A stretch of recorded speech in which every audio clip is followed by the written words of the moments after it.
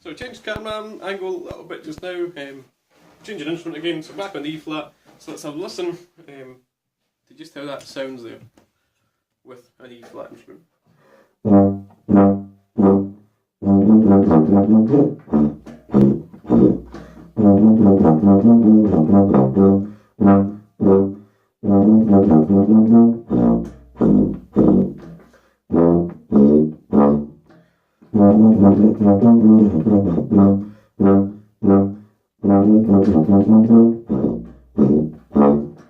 Not a bit of fun with the bass there. And as you transfer, I'm reading the same part here, it's written for a B flat. It's a little bit of an issue there, so let's go back to playing it through.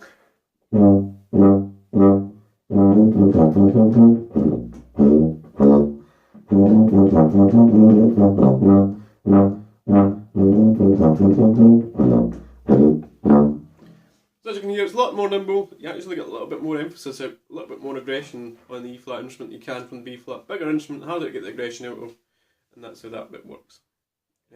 Let's go to the second phrase. So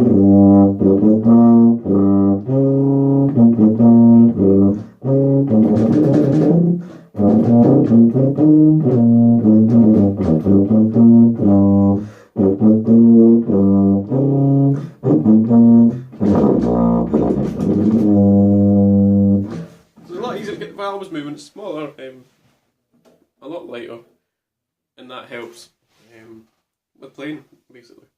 So the B flat's a little bit heavier in this area, and that's what you're wanting. So that's the difference between the two instruments. We've had a look at it, examined it quite in detail there. I hope we've got a lot out of that. One thing I would say is that I've used copies here that are in treble clef, written for B flat, written for E flat, B flat. And that would normally be how you'd work. These would be different transpositions. It wouldn't be the exact same notes, they'd be slightly different. One would be in B flat pitch, one would be in E flat pitch. So that's just a little bit different there. Now before we go, there's this guy, there's these two studies, written by a guy Blasevich.